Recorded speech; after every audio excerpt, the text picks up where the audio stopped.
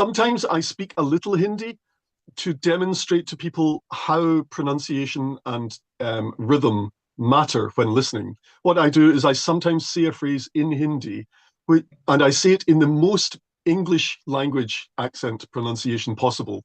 And I say, "Did you understand that?" And people say, "No." I said, "Well, that's what it's like if you use Hindi pronunciation to speak English." So as I already told you that my channel's name is Grammar with Manju ma'am. So somewhere it sounds that my channel is all about grammar, but it's not only about grammar. Grammar is the part of my channel, undoubtedly. And I have been asked this question very often, multiple times, that what's the role of grammar in learning English? So my question to you is, what role does grammar play in helping non-native speakers to learn this language? So there's the learning of the language, and then there's successfully communicating.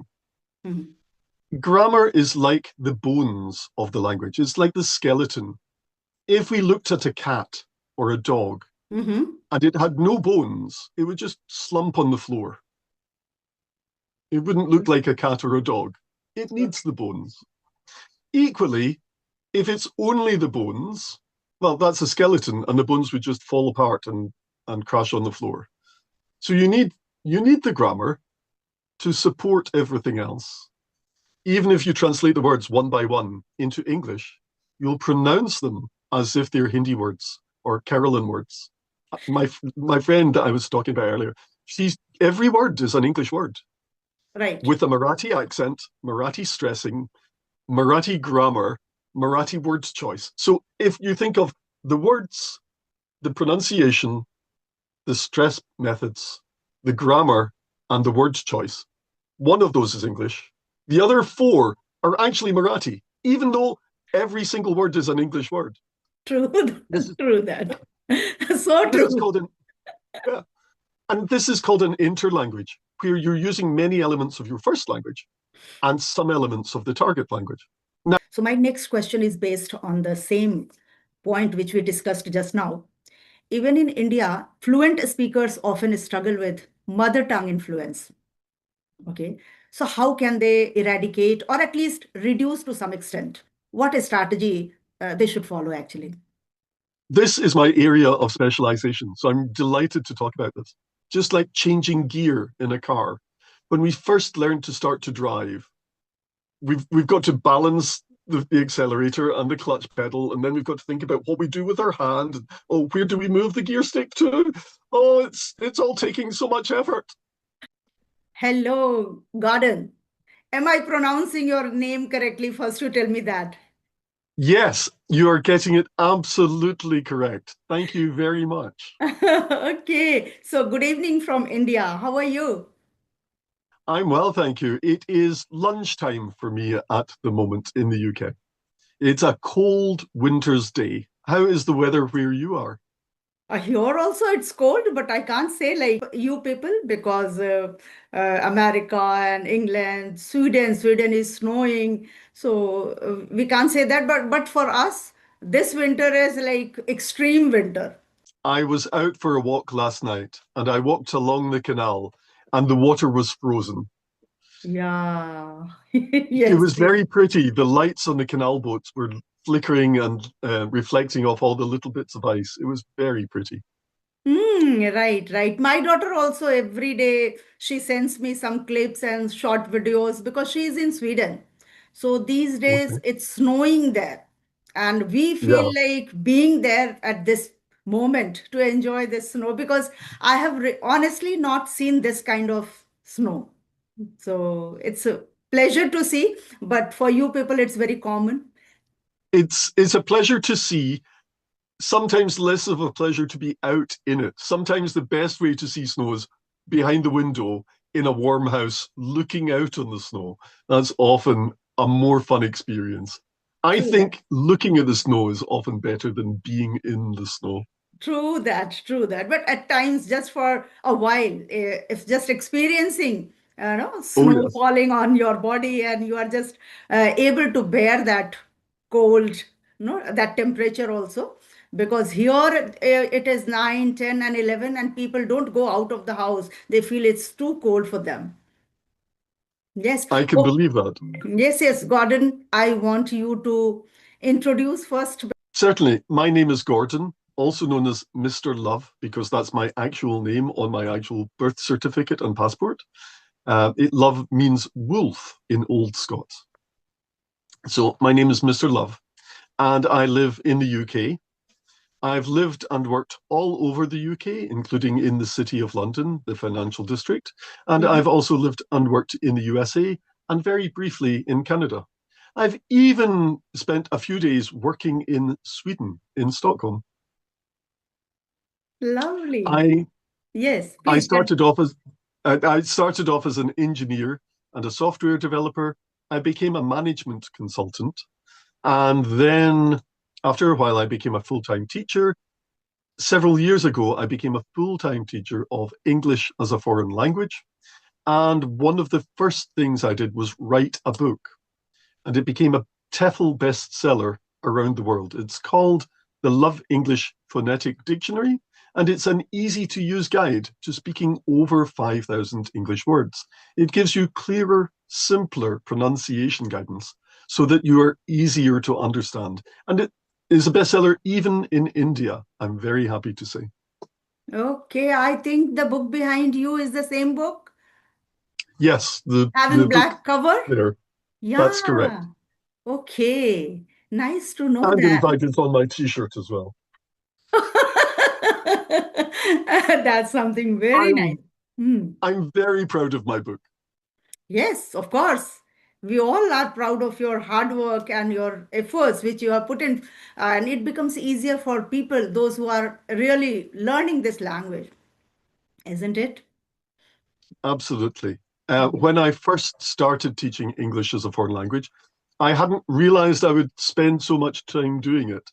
I was on Clubhouse, and there were lots of people there who were native speakers in one part of Clubhouse, and lots of people wanting to practice speaking with native speakers to improve their English, but they were off in a completely different part.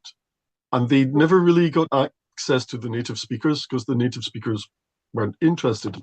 And so I ended up doing a little bit of tutoring and a little bit more and a little bit more. And then gradually I came to understand what the real needs were as I saw them. And that's what led to me writing my book. Okay. So I want to welcome you on my channel, Gordon. My channel's name is Grammar with Manju Ma'am. And let me introduce myself in short. Please. I am from India and especially the state called Uttar Pradesh. I don't know whether you have heard about it or not. In the Northwest, and you probably speak Hindi then. Yes. Okay. Okay. And then You're my not pro. from Maharashtra. Oops, excuse me Okay. one second. That's Hmm. Excuse me one second while I switch off the doorbell. Okay. Okay. Please, please, please. To work in the UK. Hmm. So I do know people from other parts of India who have other languages, and I try to keep a map of which language belongs where. Okay, it's not easy. It's really very difficult because India has many languages, many languages. Yeah, many languages. Yes, true that. Do you In the understand UK, Hindi, Gordon? no. Sometimes I speak a little Hindi to demonstrate to people how pronunciation and rhythm matter when listening. What I do is I sometimes say a phrase in Hindi, and I say it in the most English language accent pronunciation possible.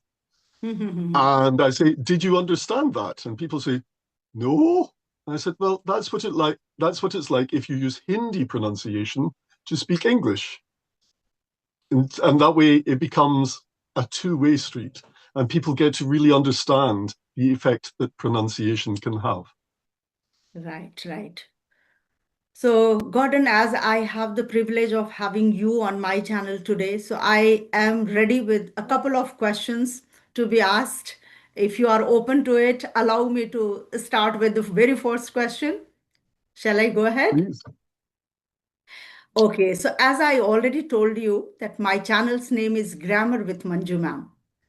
So somewhere it sounds that my channel is all about grammar, but it's not only about grammar. Grammar is the part of my channel, undoubtedly.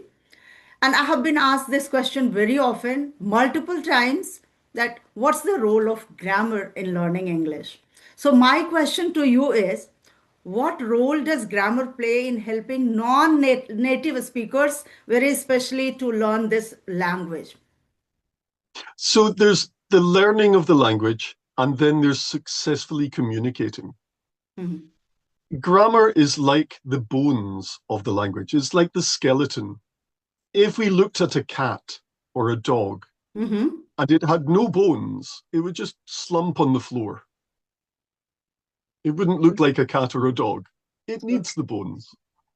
Equally, if it's only the bones, well, that's a skeleton, and the bones would just fall apart and crash on the floor.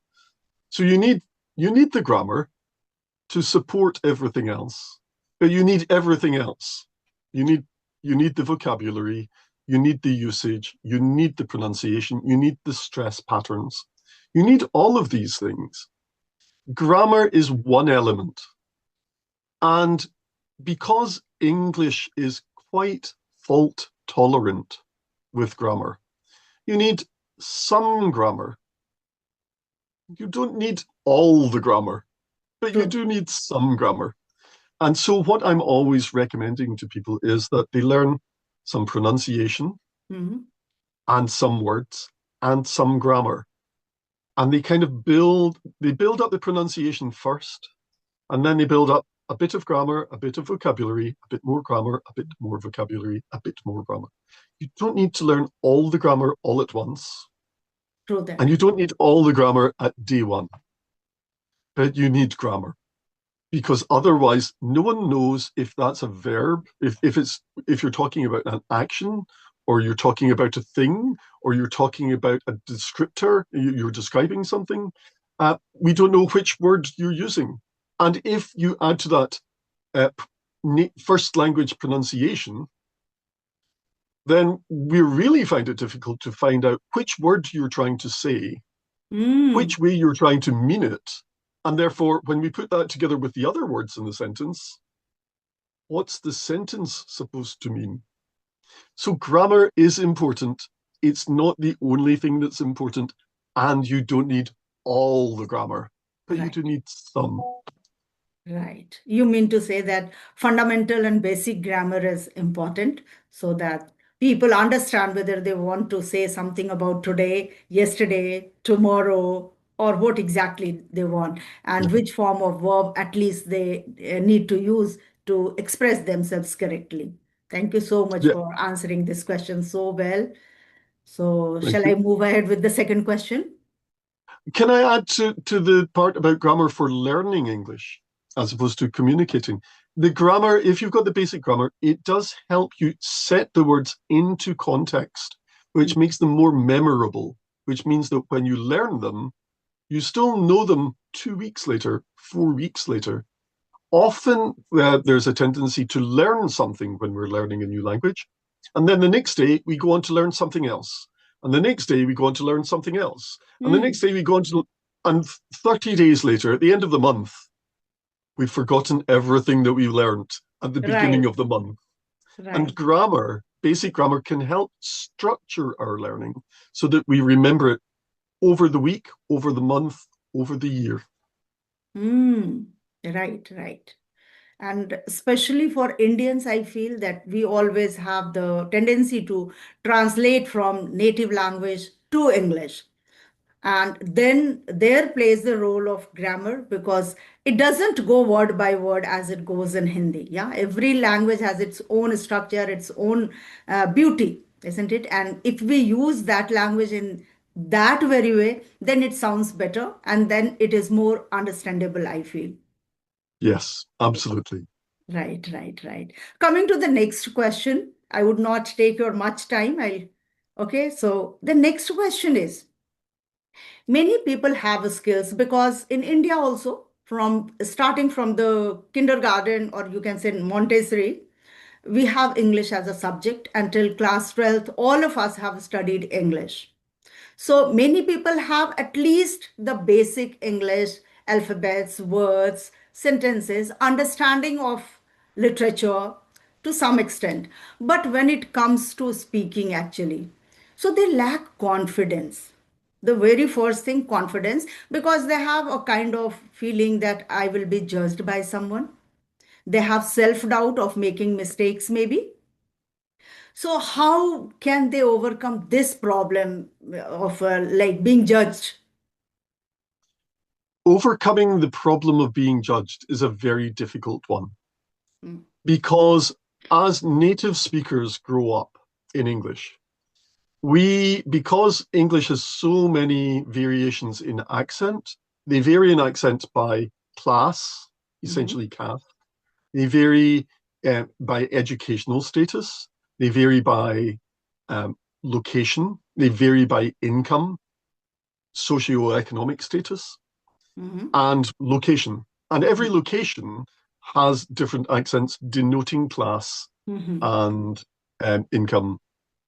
So as we grow up, native speakers are constantly assessing the other native speakers by the English that they use. mhm, And if you look at America, there are 42 different accents at least. mhm, In the UK, there are 56 different accents at least. Canada, 7. Australia, at least 7. New Zealand, at least 3. And then you've got South Africa, and then you've got other places as well. There are lots of accents, and native speakers are constantly assessing the accent for different pieces of information. We've grown up learning that that's what you do. No one teaches us to do it. right. It's just between the age of 0 and 12, as you learn the language, you learn that there are lots of differences and you're assessing different things about the speaker based on how they speak. And there are definitely movements against that in the UK to try and make sure that no one assesses anyone based on pronunciation or accent, but we do it. We can't help Right. it. And there are academic papers published about the effect on credibility of different accents, especially non-native accents. True. However, Mm, as long as there are two aspects of accent, all the stuff that I've talked about, and the other one is basic communication and intelligibility. If you can make the sounds clearly and use the rhythms of English, that means that people around the world get a much better chance of understanding which words you've used. And then if they understand which words are in the sentence you just spoke, we've mhm. got a much better chance of understanding the sentence. And it comes in levels. It starts off, you say something and we just don't understand it. Then you improve and you say something. And if we're paying full attention, if our brain is switched fully onto Mm, understanding, listening carefully, we will understand you. But it's like Usain Bolt going for a sprint. He can run really fast, but only for 10 seconds. right. If you get him to run a marathon for 26 miles, Mm, he's going to run really fast for 10 seconds, and then he's going to go really slowly. He's not going to be able to keep it up for the entire time. And it's the same with listening to people if their pronunciation is using their first language. We can often do it, but we can't necessarily do it for a long time. Our brains just get tired out. So if you can use the sounds of English, and even more importantly, the rhythms of English, then what will happen is we will understand you easily and we can keep on understanding you minute after minute, hour after hour. mm, You will notice that we're not spending all our time going, what? right. Pardon? What did you say? Please repeat that. Right. Because those are the things that knock your confidence. And if we don't do any of that, you'll feel better. Right. And if you feel better, you'll be more confident. Mm, And if you feel more confident, often you'll feel more motivated to improve. Hey, I'm good. I'm doing well at English. Oh, I'd like to be even better. And Right. then if you're motivated to practice and learn, and you do practice and learn, well, the next time you try to communicate with someone, you'll do even better. And you'll get better feedback. And you'll feel more confident and more motivated. And so your confidence builds up as you go round and round, and your motivation builds up, and your communication builds up. And Mm, that just, it goes better and better over time. And one of the ways of looking at confidence is a lack of nervousness, a lack of anxiety, a right. lack of stress.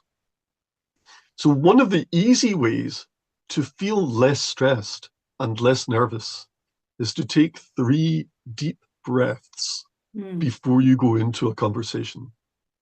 That tells your body that really it's not a stressful situation. You're not about to be mauled by a tiger. Everything's fine. true. And yeah, and that makes you feel more confident. So the quick hack is take 3 deep breaths, let them out slowly. That will calm everything down. It will bring down your heart rate by 15%. You will feel better. You will Right. feel more relaxed.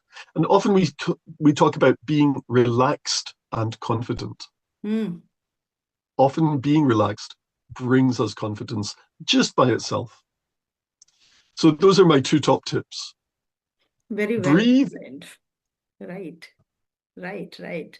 Yes, it's the same things I feel that we also tell our learners, but what they say, what is their response in return? They say, ma'am, because you are able to speak, you say that reduce your stress, reduce your nervousness, but exactly just taking or having 3 breaths, we are not able to control our stress because stress is something we are always like occupied with some or the other stress. Like if I make grammar mistakes, if I do not get the right word, or if I'm not able to speak at all, or if I don't get the question.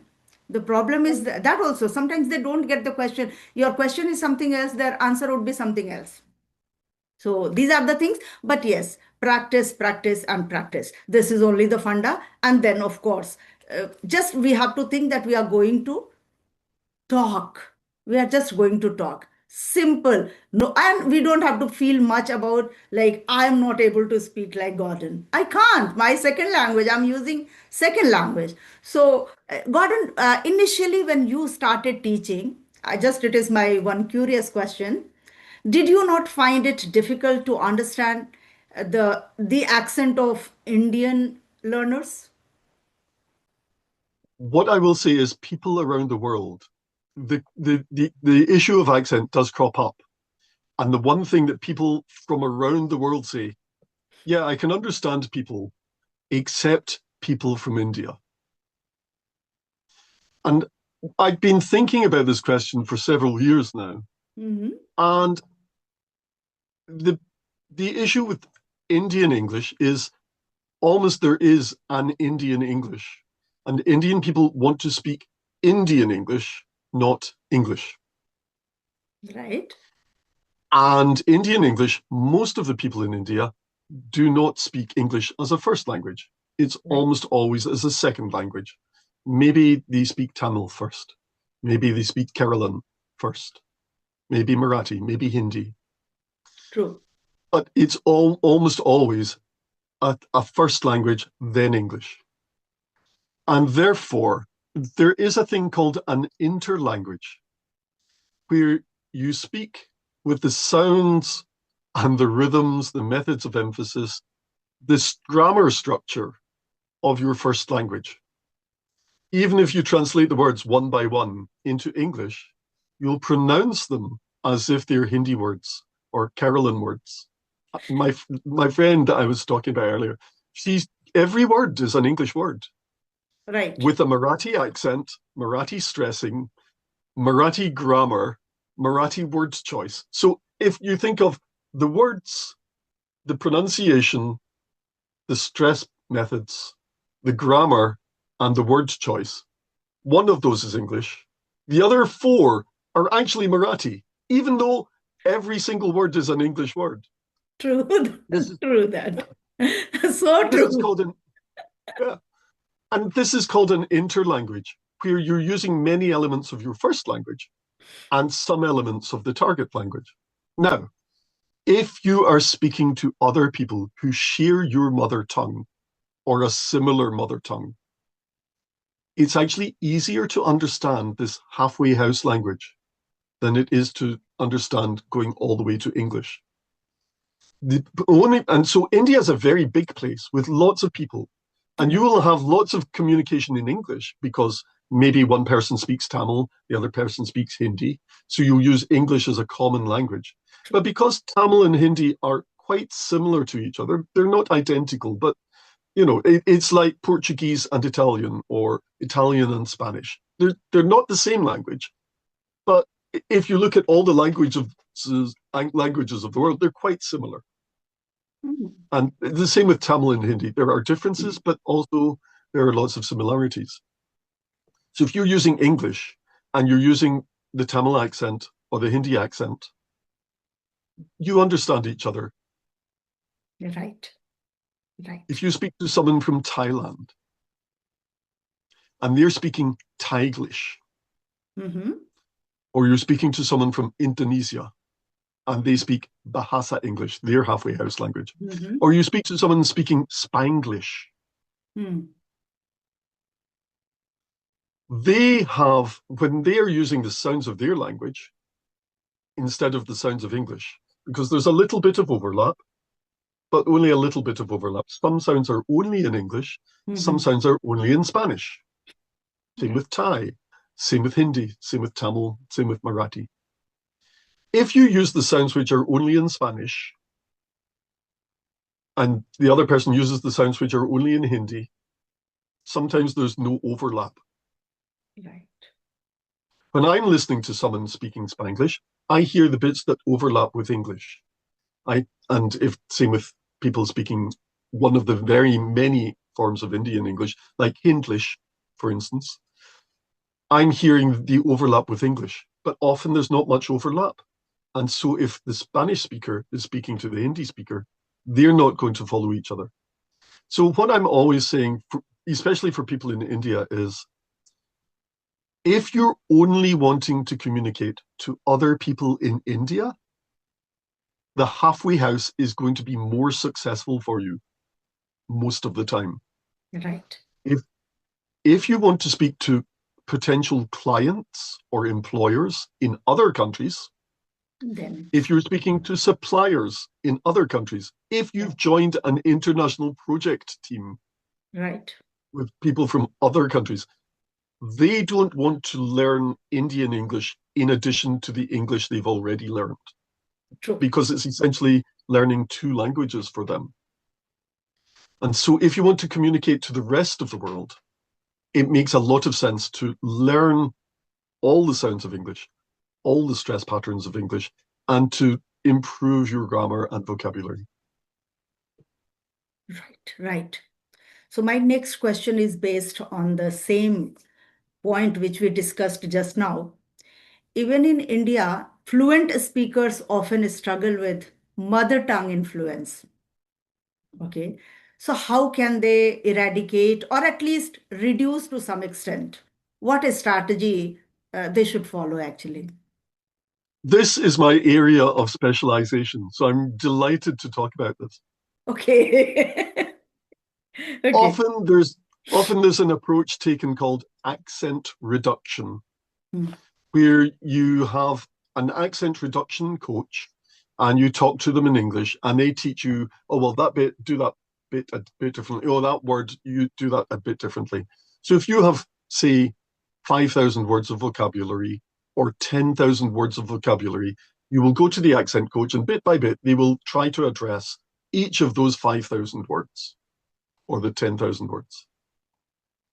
That's quite a long, slow process, and for most people, not very successful because it's such a big process. What I do instead, and I've written about this in my book, I teach just 36 sounds and 2 rhythm patterns, and that's not much to learn. And so, are you familiar with the children's toy Lego? So I think of it as Lego blocks. I give people lots of little Lego blocks, just a few dozen, and Mm-hmm. I teach them the Lego blocks, and I teach them which Lego block goes with which word. So they Mm. only have to learn about 40 things. And so you can, if you're really dedicated about it, learn it all and use it as habit within 4 weeks. Mm. Most people don't have an entire 4 weeks to devote to doing nothing but practice their accent. Most people, I find, the kind of good spot is teaching for 2 hours a week, and they practice for somewhere between 1 and 3 hours a week, Right. and do that for 3.5 months. And because of the psychology of forming habits, it takes about 3 weeks to form a habit. I Mm. teach you some new things. I send you away to practice for 3 weeks. It becomes a habit. You do it without thinking, just like changing gear in a car. When we first learn to start to drive, we've got to balance the accelerator and the clutch pedal, and then we've got to think about what we do with our hand. Oh, where do we move the gear stick to? Oh, it's all taking so much effort. Right, right. After we've been taught to drive for something like 3 or 4 weeks, we just say, oh, there's a junction coming up. I better slow down and change to a different gear. And we just think, I'll change gear, and our hand just does it for us. Right. And it's going from knowing what you ought to do to actually doing it without having to consciously control what you're doing. That's what takes the time. It's Right. like going to piano lessons. We don't go to piano lessons and someone says, here's how you play piano. I'm going to, on the blackboard, I'm going to draw where your fingers should go. You've now been taught where your fingers should go. I'm going to go away and I'll see you next week. By the way, I want to listen to you playing that song Mm-hmm. 1 week from now. It doesn't work that way with piano. Right. It doesn't not work that way with accent either.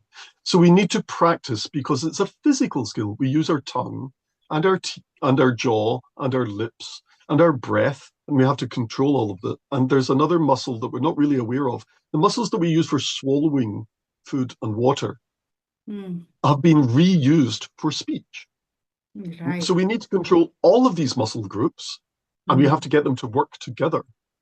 And that's a physical skill that we need to work on, like playing the piano. Lovely.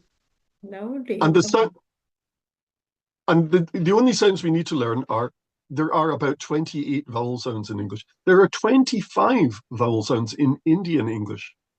There are only 23 in British English. There are 25 in Indian English. And according to the Oxford English Dictionary, who are custodians of English for the world, they care about English everywhere in the world. And it turns out if you learn 12 of them, Mm-hmm. just 12, those are all the vowel sounds you need.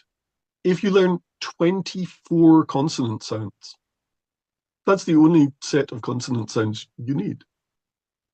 And so you need A, E, I, O, U, and everyone learns that as part of the alphabet growing up. You need U, Ow, Oi. You need A, E, I, O, A. That's it. Those are the only 12 that you need. And then you need consonant sounds like P and B and G and D and J. You need the frightened snake sound, I call that. And you need Z, the angry bees sound. You need sh, like a librarian telling you to be quiet. You Yeah. need z, you need and v, and w, like blowing out a candle. And of course, the one that everyone knows about, the th sound, and because there are two of them. Right, right. And then you need like just breathing out, and and and and and yeah. That's it. That's all you need. All of English for Right. an international audience Right. not just an Indian audience, but for anyone that you're going For to speak all. to internationally. Native speaker, second language speaker from Chile in South America, or from Russia, or from Thailand, or from Japan. That's all you need. And Mm, if you can learn those sounds and make those sounds, and you can do it, as I say, in 3.5 months, right. then all of a sudden, for the rest of your English language learning journey, you have all the sounds. You will be communicating more successfully.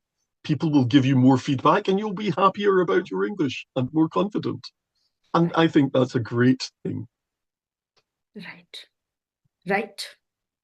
So coming to the next question, as you said, that 3.5 months just to learn the sounds, the phonetics.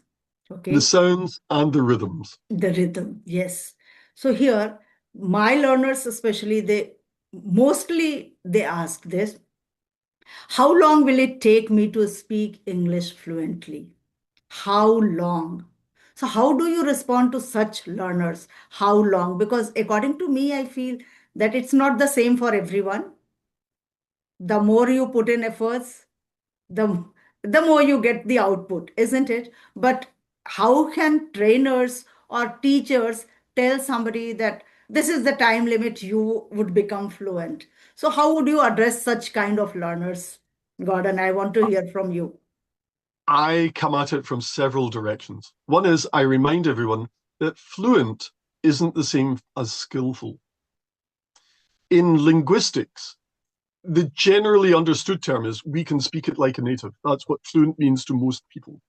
Mhm. And I remind them that fluent just means speaking without pausing. You can use the wrong words. You can get your vocabulary wrong. You can use um, the wrong grammar. You can get the grammar very wrong. But if you're not pausing, technically, that's fluent speech.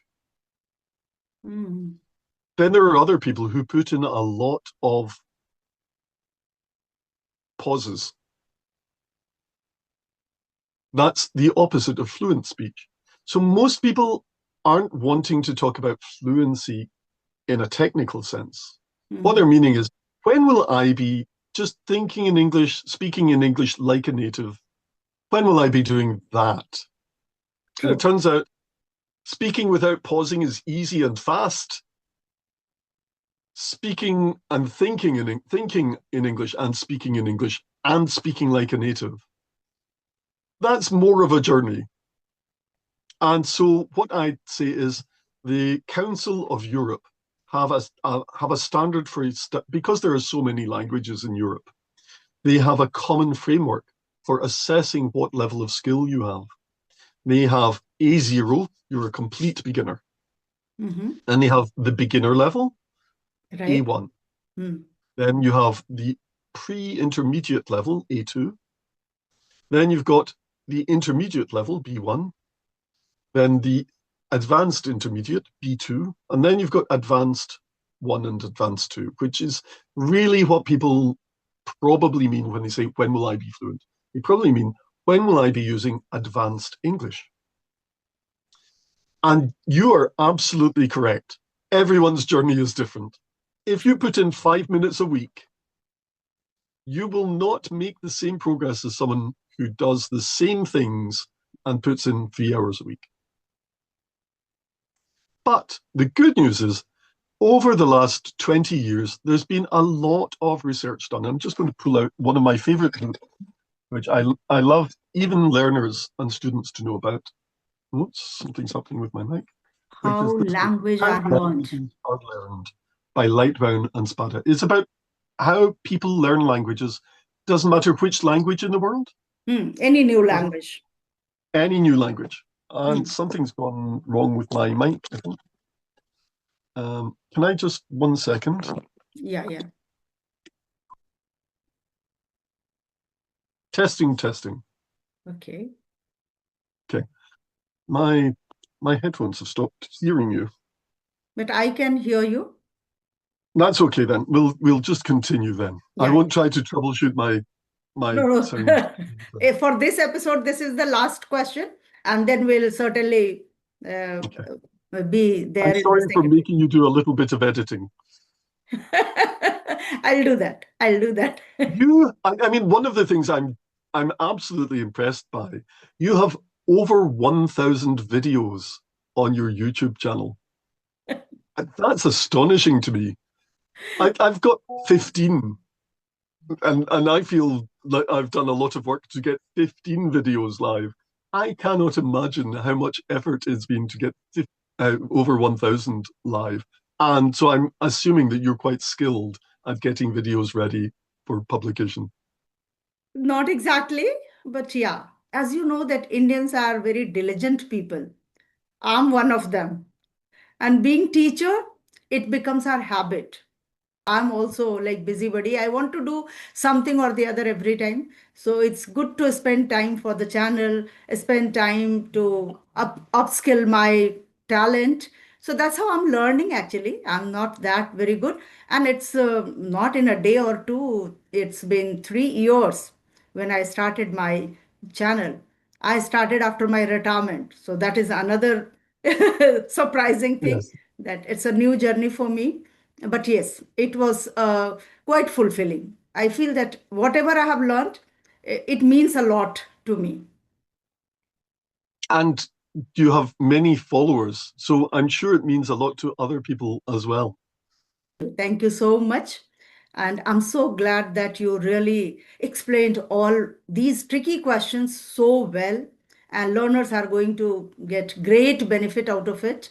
Many of them would certainly approach you, I suppose, because my learners, they ask, I want to become like native. And I always tell them that beginning, start your journey with me, then later, certainly move to the other tutors, those who can train you so that you can adjust in any corner of the world. It's not only about adjusting in India. Yeah, Indian English would certainly work in India, but if you really want to connect with people, your clients are from all over the world. In that case, you need to have that perfect accent and the clarity of pronunciation and the stress pattern. All these things are important for them. I can just teach some beginners and intermediates, but later they want teacher like you. So, okay, Gordon, Absolutely. thank you so much for being here and giving me an opportunity to host you. I'm overwhelmed today. It's been absolutely my pleasure to be on your show. Thank you. My name is Gordon, also known as Mr. Love. That is my actual name. Lots of people say, "Oh, why did you choose that fake name?" I had a big varied career Hmm. and it got a bit stressful and I wanted a change of pace. And so I started teaching kids martial arts. By this time I was a father and my own kids. And then COVID happened at the same time as I had some heart attacks. And so I needed to recover from the heart attacks. And I was the grammar nerd that they would Mm-hmm. come to ask about weird points of grammar. Mm-hmm. And so I put my teaching together with my English informally and started helping people with their English. And I started doing more and more and more. And then I ended up writing an international best-selling book for TEFL. It's been a bestseller in India, included as well as the USA, the UK, Australia, Canada, Brazil, Japan, Mexico, Spain, Germany, Italy, and France. I think that's all of them. And Mm. so it was well received, and I decided this seemed to be my calling. Some learners always confuse pronunciations like feel with fill, Yes, that's wait a particularly with common one, isn't wet. it? At times, although they have a level of fluency, but they mispronounce these words where they want to say wait and they happen to say wet. They want to say feel, but they happen to say fill. Okay, how can you train them on word stress pattern? People often say, but Gordon, you say you're from Scotland, and I can understand you. I already know I cannot understand Scottish people. I call those the magic phrases. I say there are three magic phrases. The Okay. first magic phrase is,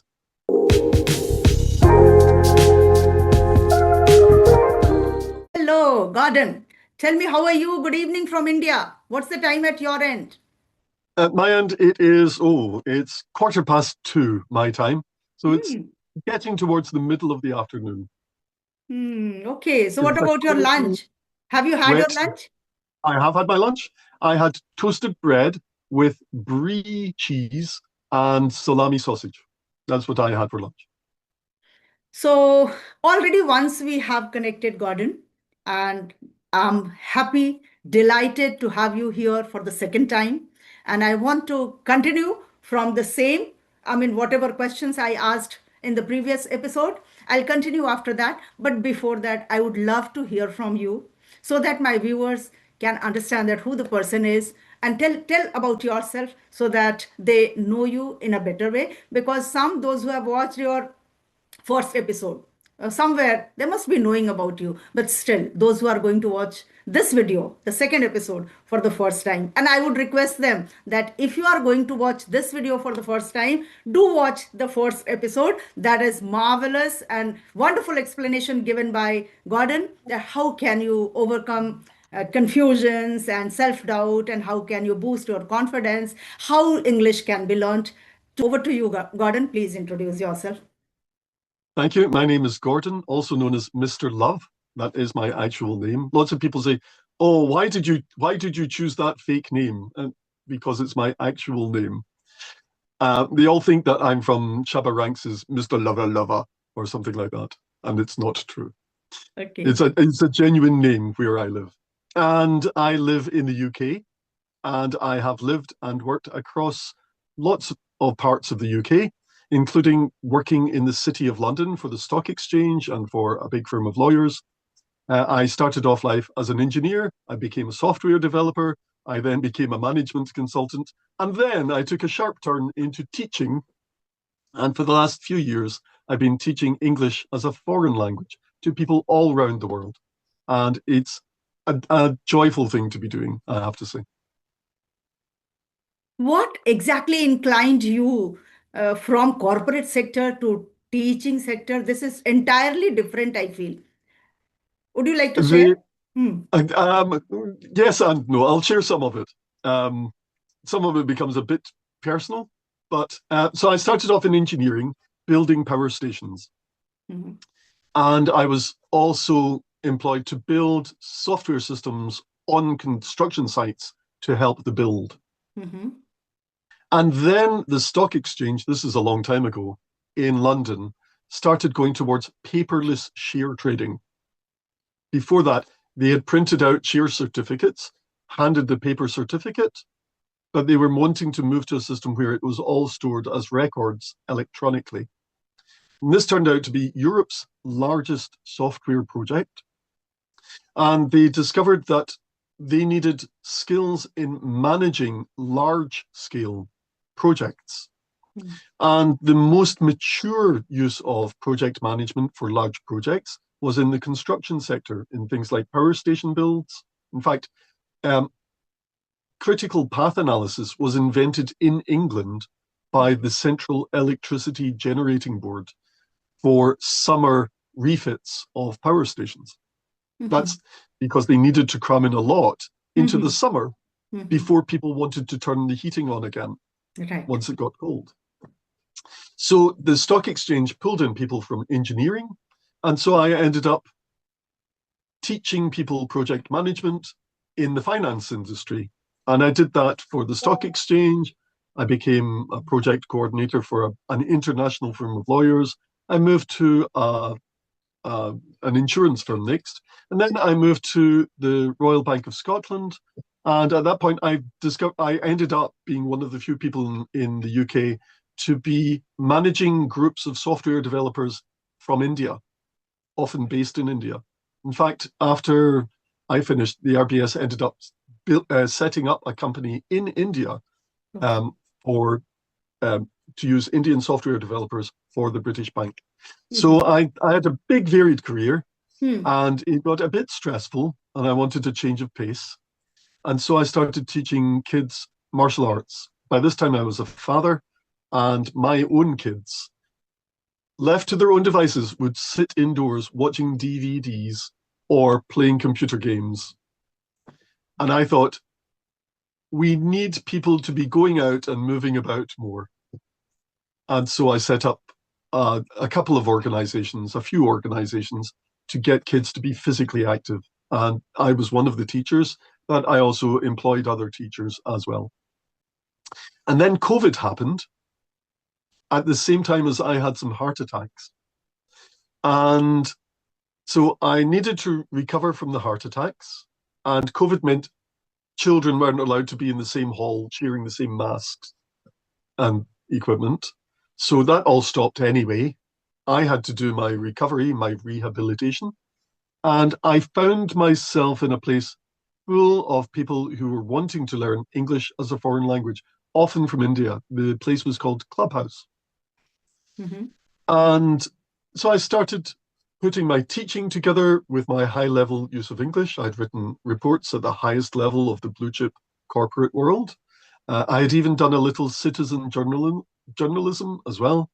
And I was the journalist that the other journalists came to if they wanted to Mhm. consult on grammar. I was the grammar nerd that they would Mhm. come to ask about weird points of grammar. Mhm. And so I put my teaching together with my English informally and started helping people with their English. And I started doing more and more and more. And then I ended up writing an international best-selling book for TEFL. Been a bestseller in India, included as well as the USA, the UK, Australia, Canada, Brazil, Japan, Mexico, Spain, Germany, Italy, and France. I think that's all of them. And Right. so it was well received, and I decided this seemed to be my calling. And I'm, towards the end of my career, as you can tell. I'm not just starting out in life anymore. This is so I'm. This is effectively something I'm doing while starting to retire. And doing it because it's very satisfying, very purposive, helping people gain access to what I call the world's telephone system. If you want to talk from one place in the world to somewhere else, English is generally the way we do it. I was sitting at a bar in Spain. So I was in Spain, and three people sat down at the same table. One was from Chile in South America, one was from the Netherlands in Europe, one was from Eastern Russia. And when they sat down it was getting crowded, so they sat down at the spare seats at my table. And of course, they started talking to each other in English Right. because that's the language that most people share once you start doing international travel or working internationally. And that's the moment when it really struck me that people aren't speaking English because they want to be nice to native English speakers. You're speaking English because that's the language they've got most opportunity to speak with most other people with. And therefore it's a really useful skill. Right. Right. So I must say that you wore many hats back then, but today I feel that teaching is your true calling and you love teaching. Yes. Oh, And I want absolutely. to congratulate you for this book, which went bestseller in many countries. Absolutely. Thank you. And Okay. I am genuinely very pleased with it. I even have a t-shirt Oh, with it right. with its name Yes. on. And I also want to know that you said that your real name is Mr. Love. Mr. Love. Yes. We know you with the name Gordon, but you say Yeah. Mr. Love. What's the story behind Mr. Love? And so Gordon is my given name. It means big fortress or big hill fort. And Okay. Love is my family name. Ashu, one of my other friends from India, refers to caste name. And so it's my family name. Okay. And so my son has the name Love. My daughter has the name Love. My wife is a doctorate in chemistry. So she's Dr. Love, which um, Okay. which I often slag her off. I often make jokes to her about it, being Dr. Love, love, Doctor. And she kind of looks at me and goes, but it's Okay. our family surname. My father was called Love, his father was called Love, and my given name is Gordon. So informally, I'm Okay. Gordon. Right, And right, right. formally, if someone wants to say Mr., then love is the appropriate thing to add. So I'm privileged and fortunate to have you today here. And I want to further ask you a few more questions, just the questions which were being asked to me sometimes with my students. I want to bring those questions in front of you. How would you respond to those questions? Because I know that everyone's opinion is quite different about different questions. And sometimes when we hear from others, it is quite satisfying. So many I am questions I asked you delighted in to the. be here with you. The privilege is all mine. Thank you. Thank you so much if you feel so. Okay. Okay, Gordon. So I want to ask you a very common question and very common problem in English learning as a second or third language in India. Most of us are learning English as third language because Hindi is our mother tongue. So we all know Hindi. And then the native language, regional language, every after 100 kilometers, the language changes. Okay. So we have many languages. So most of us are learning English as third language. Okay. So my question to you is, some learners always confuse pronunciations like feel with fill, feel with fill, and Yes, that's wait a particularly with common one, isn't wet, it? wait with wet. And at times, although they have a level of fluency, they speak, but they mispronounce these words where they want to say wait and they happen to say wet. They want to say feel, but they happen to say fill. Okay. How can you train them on word stress pattern? How can Okay, you teach them? so the pronunciation of vowels Hmm. is one thing. I'll talk about that a little, and then I'll come on to word stress patterns after that. So feel and fill are an interesting example. I've said on the previous program that there are really 12 vowel sounds that you need to learn if you want to be able to differentiate, distinguish each of the different words in English for the listener. And these are, if we learn the alphabet, we learn A, B, C, D, E, F, etc. And if you look at only the vowel letters, those are A, E, I, O, and U. Hmm. Fail, feel, file, foal, fuel. All the F, the words beginning with F, ending in L, for just those 5 sounds. Right. And then there are some vowel sounds that you need which don't have letters of the alphabet for them. Oo, ow, and oi. In this case, fool, and there's another one, fool, and then there's foul, and also another one, foul, and then there's foil, Yes. Right. and then we've got fall, fell, and fill. Right. So those out of everything, those are, let me see now, 11 different words, changing only the vowel, and it's Mm-hmm. a different word. And the two vowel sounds that we don't have fal and we don't have ful. We don't have those two sounds. But Mm-hmm. you need A, E, I, O, U, U, ow, oi, and you need a, Mm-hmm. I, o, ah. And I call A, E, I, O, and U the tense vowel sounds. So the letter is A, its tense sound is A. We Mm-hmm. name them after their sounds. The letter E, its tense sound is E, and so on for the next 3. All of them also have a relaxed sound. Ah, eh, o, ah. Those are the same 5 letters, but a different way of pronouncing them. Right. And the other problem with English is it's got so many ways to spell these sounds. Just the first 5 sounds, A, E, I, O, and U. I once counted up how many ways I could find to spell those 5. I found 55 different spellings. Okay. English is horribly confusing from the point of view of spelling. There is one spelling, O-U-G-H. I counted 13 different ways to say that sound.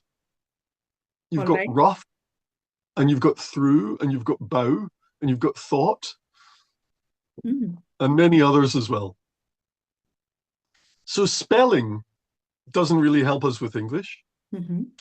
And so we need to learn these pronunciations as pronunciations. It's no coincidence that the International Phonetic Alphabet was invented for English. In fact, it didn't start off being international, it was just for English. And they found the need for it in the 1820s.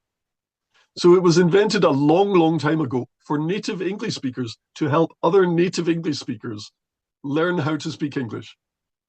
And then the French joined in about 60 years later, and it became an international phonetic alphabet. And often the phonetics of these sounds, the pronunciations, are taught by teaching people the international phonetic alphabet. Mm-hmm. That's 165 or so characters, which are not on a keyboard and don't often don't appear in fonts.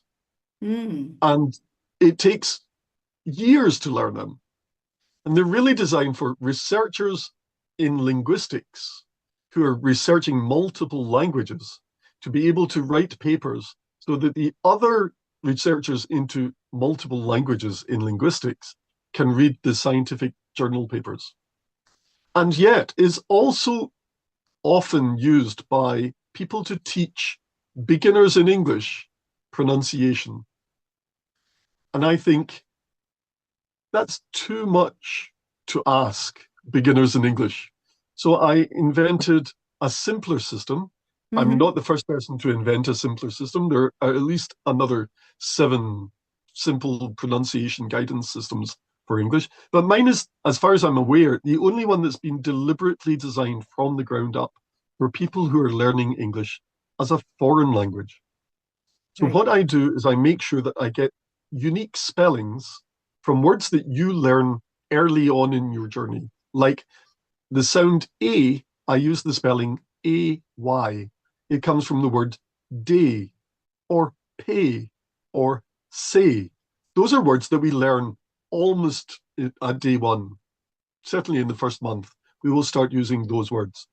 And that A-Y spelling is in English only used for the sound A. Right. So that makes a really good way of representing the sound A for beginners. And the one that I use for the word or the sound I, A-E-I-O-U, is E-Y-E, the eye in your face. Your Mm-hmm. eyeball, your eyelash, your eyebrow, Mm-hmm. your eyelid, Mm. all of those things have the word I in it. So I is a word that people learn early. Mm. So Right. that spelling is one that they learn early. They know how to pronounce E-Y-E. It's I. And I use double E from a bee, a little buzzing insect. Bzzz. I use Mm. double E to mean E. I use other letters combinations. And so people are introduced to the pronunciations using unique spellings, i.e., there's one spelling for one sound. If you learn Spanish or Japanese, there are only 5 vowel sounds in Spanish. There are only 5 vowel sounds in Japanese. Mm-hmm. Spanish has a, e, I, o, u. Japanese has a, I, o, u, e. And there are only 5. English has 12. You need to learn 12. But Spanish only has 5. So a Spanish speaker will say feel, meaning to feel something, to feel my arm, or to fill a container full of water. Mm. They will say the same thing. It becomes even worse when they say things like sheet or beach. They can be mistaken as saying something very rude if they're not careful. So it's worthwhile learning these pronunciations. And so what I do is I teach people the individual pronunciations, Mm-hmm. A, I, O, U. I teach them individual words, de, pe, se, be, he, le, me, re. And so I get them to practice just words, just the sounds, and then just words. I build up the number of sounds that they have, and then I put them into sentences, and I give them short stories which use the phonetic guidance so that they're forced to think about the sound of the word, and then gradually they become more complicated stories, and then they start reading articles from newspapers or magazines, and then I start showing them the English at the same time as the phonetic, and that way gradually they get to use the sounds of feel and fill, or wait and wet, goat and got, look Yes. and luck. There are lots of these minimal Right. pairs that we can practice. Right. Right. When we The were word stress patterns is slightly different. right. English is what's technically called a stress-timed language, and it's a pressure-stressed language. In many Indian languages, it's syllable timed. Every syllable takes the same amount of time. Right. Right. Not in English. In Not in. English, the simplest way to go about it is, if it's a multi-syllable word, if it's a big word, always you can treat it as one of the syllables will be stressed. That means we need to take the stress away from the other syllables to make sure we know which one is stressed. Because you might have the word deepened, you might have the word deep end, you might have the word depend. Right. Different words, different spellings, different meanings, and Right. we communicate that by the different stress pattern. Right. Right. Or weakened and weekend, Yes. project and project, record and record, all meaning different things. And we can tell that when we're listening because the speaker will say them a different way. Mm. Almost no one gets taught this. Almost none of the teachers of English as a foreign language are taught that this happens or that this matters. So when they teach their students, they don't teach the students that this happens. They don't teach their students that this matters. But in actual fact, in English, often it matters more than the pronunciation. People will often, I'm sure you've heard this, but native speakers use lots of different pronunciations. Why cannot we use just any pronunciation we like? Right. Right. And the answer is native speakers do something else. When they change a pronunciation, they change it in particular ways. And they also have other things that they do to compensate. And if you make just any pronunciation, you're not following those extra rules. So, for instance, I could say, and I teach my students to say, bottle of water. Mm. If you're a posh Londoner, if you come from London and the Southeast and you use standard Southern British, you would say bottle of water. Right. Very similar, but different. If you use generalized American, you'd say bottle of water. Right. If you live in London, in the same on round London, but you're not posh, you're not educated, high income, high status, you're low income, low status, you'll say bottle of water.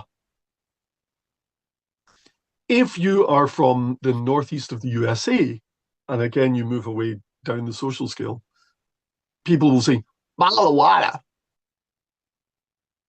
But in Right. actual fact, the changes are all to do with a little bit of pronunciation, only a Mhm. little bit. You're still only using the sounds a and e and a, all of them. There are only three vowel sounds in all of that. And they all stick to those three vowel sounds. No one uses different vowel sounds. They're all True that. pronouncing almost exactly the same. And they are all using exactly the same rhythm. Bottle of water. Mm. And it's the rhythm that the rest of the native speakers are listening for, because the rhythm's the important thing. There is, people often say, but Gordon, you say you're from Scotland and I can understand you. I already know I cannot understand Scottish people. Right. Why is it I can understand you?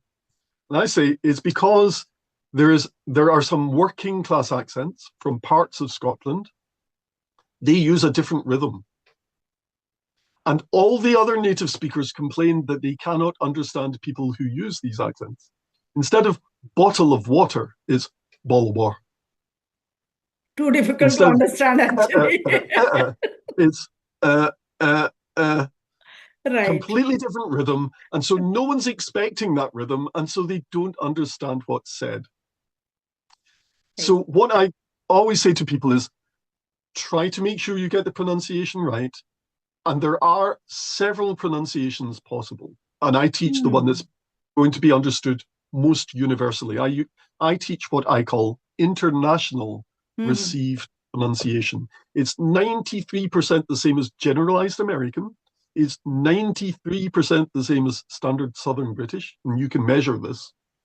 And generalized American and standard Southern British are only 85% the same as each other. So I'm teaching the one that everyone around the world can pick up on and understand. And that's the best starter accent, I think, because it means you'll be understood by the Americans, you'll be understood by the Brits, the Canadians, the Irish, the Australians, everyone. And you only need to learn one accent. Really? And the word stress pattern is more important than pronunciation if you want to be understood by native speakers.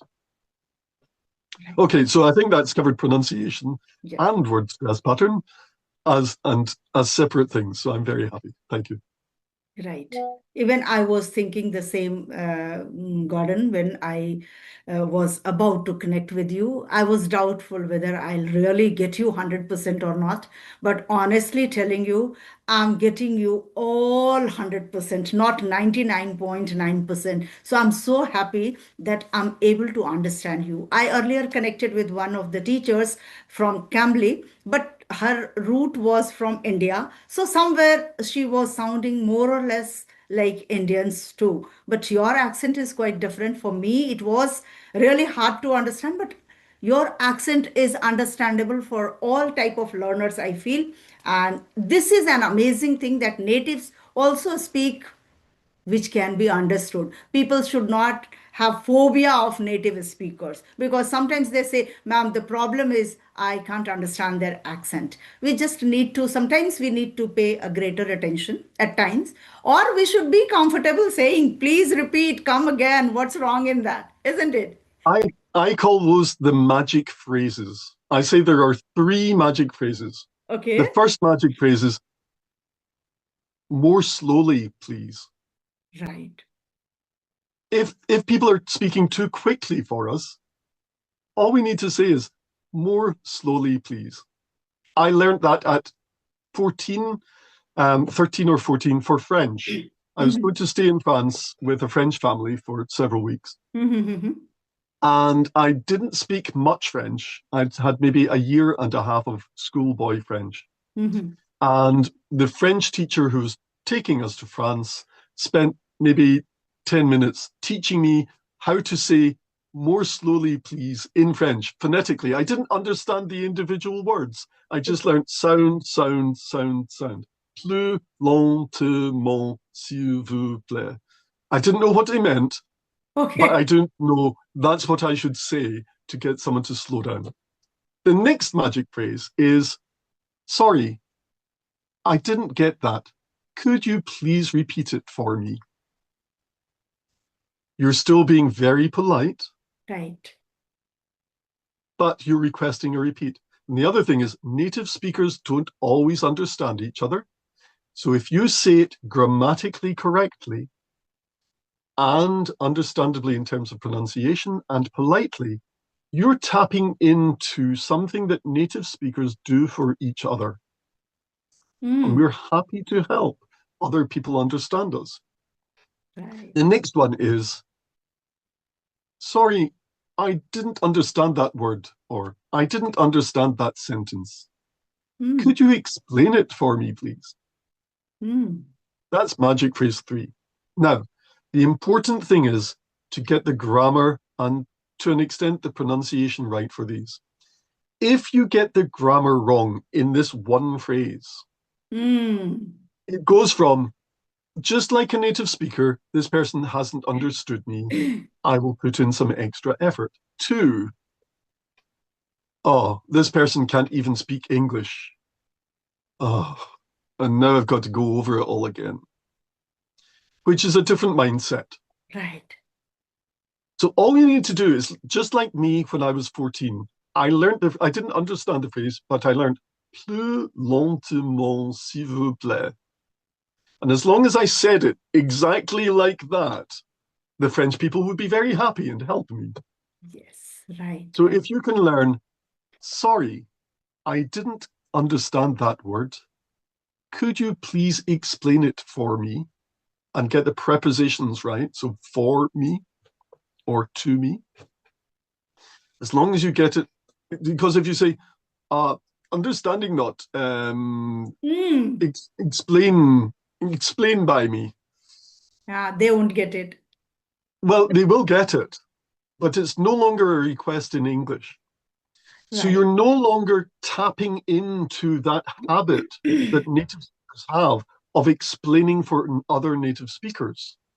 You're now making a different type of request. You're now getting them to explain English for someone who doesn't speak English, which feels like more of an imposition. If people, we all know that doing work isn't always the thing that we choose to do. If someone forces us to do extra work, we don't often respond well to that. If your boss comes in last thing on a Friday, 2 minutes before it's home time, and says, I've decided I need this report done before you leave the office. You have to stay and do that extra work. You don't think, what a wonderful boss. I love working for him. I can't wait to come in on Monday and do more work for him. No, you think, he's going to get me to do more work. I've just spent a whole week doing work, and he wants me to do more when I've started my weekend.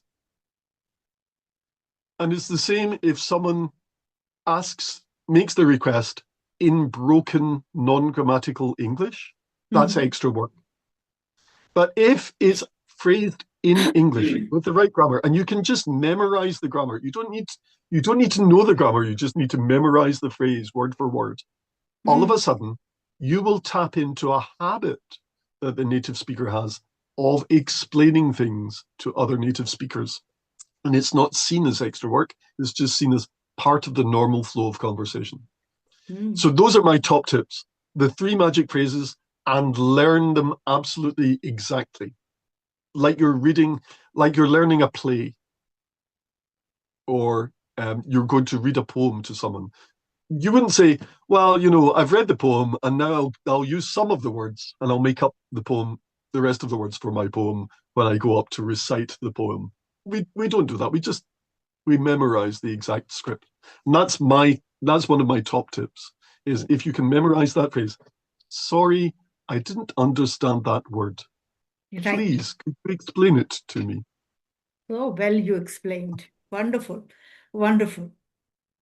In detail, How did you. we get onto that? Sorry, I've forgotten the question now, but I'm sure we'll go on to the next one. Yeah, you explained my question, and your answer is very crystal clear, I can say. So let's move on to the next question. That's uh, what resources or apps do you recommend for self-learning and speaking practice?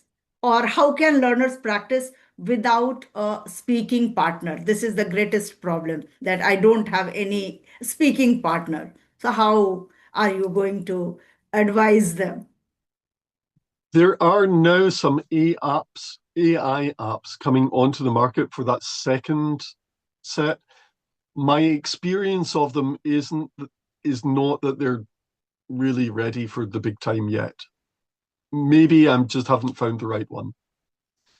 So over the next 2 or 3 years, I expect those apps will become better. In the meantime, resources and apps that I do recommend are language exchange platforms like particularly Tandem. I spend a lot of my time on Tandem now. There's another one, High Local, which I recommend as well. And there are some other ones, Free for Talk and Hello Talk. Okay. And Clubhouse. Clubhouse still can be very good for talking to other native speakers, even if you're not in the same city as them. You just go online and there are people from all around the world to talk to. Okay. I am a teacher of English and I publish books. So I obviously recommend my book, but also I put out lots and lots of free resources. You can get the first 10 chapters of my book for free, and the whole book is 249 rupees. Mm. So, that's the minimum price I'm allowed to charge on Amazon for a Kindle ebook. I also have a Telegram group where I post reading texts, novels, chapters of novels, lists of words. I also post audio recordings of me reading the text. Okay. And I also post phonetic guidance. So Mm-hmm. you can read the text, you can read the phonetic guidance telling you how it should be pronounced. You can listen to me speaking those sounds. And the text is split into short sections. So you can press pause, and then you can shadow, and you can imitate. And then once you've practiced that section, you can press play again, listen to the next one. I do recommend that. There, if you have experience of graded readers, Mm-hmm. I think that's a great approach. Comprehensible input and graded readers. That's a great approach for self-learning via reading. Mm. Right. Speaking practice. How can you practice when you don't have a speaking partner? How can you practice when you don't have access to the internet? Talk to the things around you. If you've got a photograph of a family member, Mm-hmm. talk to them as if they're there, as if it's not a photograph, but a real person. If there are some ornaments round about your house with faces on them, talk to them as if they are people. Mm. If there are some cuddly toys around the house, talk to them as if they're people. In software engineering, this is often called the cardboard analyst or Mm-hmm. the rubber duck analyst or the teddy bear analyst. Because if we use speech out loud, we use different parts of our brain, and that helps us think through problems better. So often when you're writing software and designing software, you're advised, and you don't have people with you, you're advised to have literally a photograph of someone or a cuddly toy on your desk. I used to have a little alarm clock for a kitchen timer that was in the shape of a little cow with a little cow face, and I often used it. And or if you're watching a movie, in try watching one in English, and every time a character speaks, imagine they're speaking to you. Reply to them out loud. Have it if people are on the news or on the TV. Talk back to the TV. Listen to what they've said. Respond to them. And that way, lots of the time, you get lots of speaking practice. And if they're talking on TV or in a movie or on a Mm-hmm. podcast, you Mm. get listening practice as well. So it becomes a two-way conversation. They say something, you listen, and then you say something in response. And so that's the next level up of practice. And so those are my top tips.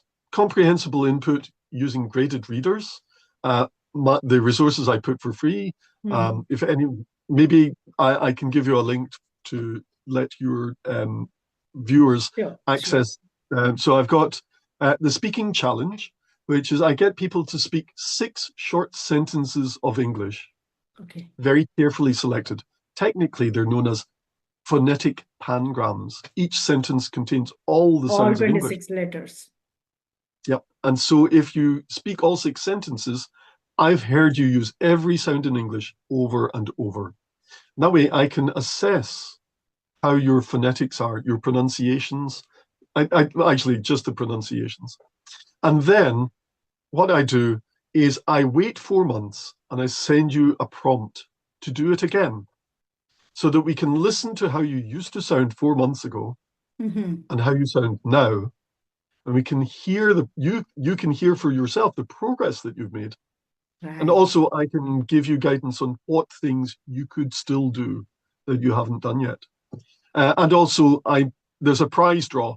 If you enter the speaking challenge, which is completely free, there's a chance I'll at one point give you a book for free or give you a course for free or something like that. Uh, and also, the person who makes the biggest progress in each 4 months also wins a prize. So that's another of the things I do. And like you, I have a YouTube channel. I tend to put little shorts live of idioms or pronunciation guidance, sometimes podcasts a bit like this. So what's the name of your channel? Love English underscore EN. Okay, please, you will share this with me so I that will I absolutely share this. yes, I'll I just will be delighted tag to your share that. channel. Thank you. People can watch. So, my dear viewers, you always repent that I don't have a speaking partner. How well Gordon has explained it, that how many ways you can practice. Yes, some of them were really new for me. I also tell them like keep the TV on and keep the subtitle on, stand in front of the mirror and practice. But some of them were really unique, what you told. And if people do it, they would really not feel that there is nobody like watching my son's image. I can imagine that I'm talking to my son. Yes, my mother-in-law is no more. I can visualize I'm talking to my mother-in-law. And that's how, yes, you can talk to non-living people even. Yes, isn't Absolutely. it? You can talk to pictures of cartoon characters. Right, right, Anything is possible. right, right. The So trick is to fool yourself into thinking you're having a conversation. wonderful, wonderful. I loved all your explanations, and it's going to be a milestone for learners. They are going to get great benefit out of your explanations. And Thank you very much. now I would love to know something about your place. If you can describe where you are at present, how are you feeling there? Is it freezing or it's normal? Something like you are at present, I think in Scotland. That's correct. I'm currently living in the centre of the capital city of Scotland, Edinburgh. It's Okay. famous for Edinburgh Castle. It's one of the big tourist destinations in the UK. London, then Edinburgh. They're the top two. Mhm. And there are many castles, and there are lots of castles round about in the countryside. Um, where I live, 1 mile away, the man who invented the telephone was born. Where Mm. I grew up, in a small town in Scotland, the widow of the man who invented the television was living. The pneumatic tire was invented not very far from here. So, Okay. one of the things about Scotland is we had lots of universities very early on when Mhm. there were only two universities in all of England, and England has 10 times as many people. We had four. Okay. So we've always been quite the steam engine got turned into a useful thing by a man who was a lab technician at my university. But he was a lab technician a long time before even I was there. Okay. And Adam Smith, who invented modern economics, was Mhm. a lecturer at that same university. The man who invented the refrigeration was a lecturer, a professor at my university. So Scotland's always been very inventive, and we like that about ourselves. It's one of the stories we tell ourselves about how much of the modern world was invented here in Scotland. But it's much colder than India. I think if I came to India in summer, I would melt. Right. True that. True that. Because here temperature goes somewhere around 42, 44, 45, even beyond that.